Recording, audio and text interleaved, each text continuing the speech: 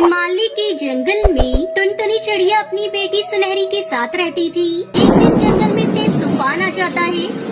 मम्मा मम्मा मुझे बहुत डर लग रहा है। अपना घोंसला कितनी जोर जोर से हिल रहा है। अगर ऐसी तेज हवा में हमारा घोंसला टूटकर गिर गया तो मम्मा हम लोग क्या करेंगे? बेटा ऐसे नहीं डरा करते। आओ मेरे पंखों में छुप जाओ, तुम्हें डर नहीं लगेगा। अब ये तेज हवाएं रुक जाएंगी। टुनटुनी चिड़िया सुनहरी चिड़िया को अपने पंखों में जैसे ही छुपाने लगी, एक तेज हवा का झोंका आता है और उसका घोंसला टूटकर जमीन पर गिर जाता है। मम्मा जिसका मुझे डर था वही हुआ। इन तेज हवाओं ने हमारा घर तोड़ दिया। मम्मा अब हम कहाँ जाएंगे? तुम मत रो बेटा, हम कालू भैया सुंदरी भाभी के घर चलते हैं। उनका घर पक्का है, हम रात को वहीं रुक जाते हैं।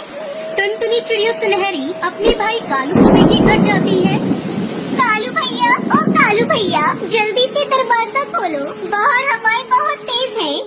अरे आ रहे हैं, तुमने हमारी नींद खराब कर दी। अच्छे भले सो रहे थे, बोलो क्या काम है तुम्हें?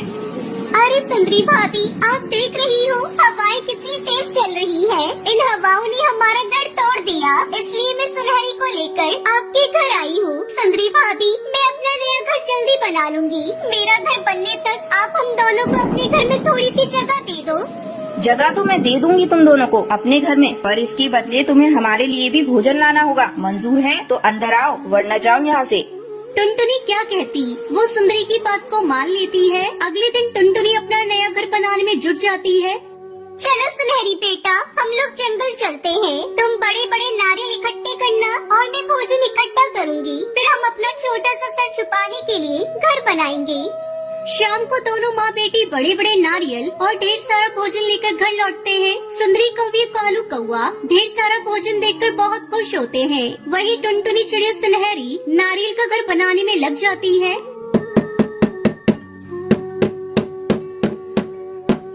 मम्मा देखो, अपना नारियल का घर कितना मजबूत और सुंदर बना है। उधर टुनटुनी चिड़िया का घर देखकर कालू को उसकी पत्नी को जलन होने लगती है।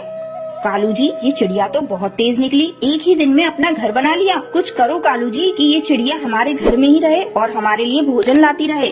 सुनो सुंदरी, मेरे दिमाग में एक आइडिया आया है। हम कल ही चलकर टुनटुनी के घर में आग लगा देते हैं, फिर तो वो हमारे घर रहने पर मजबूर हो जाएगी। अगले दिन कालू का बेटा गोलू चिड़ा टुनटुनी के घर जाता है। टुनटुनी आंटी, आपका घर तो बहुत सुंदर है, क्या मैं आपके घर में थोड़ी देर आराम कर लूं? ठीक है गोलू बेटा, तुम आराम करो। हम दोनों माँ बेटी भोजन लेने के लिए जा रही हैं।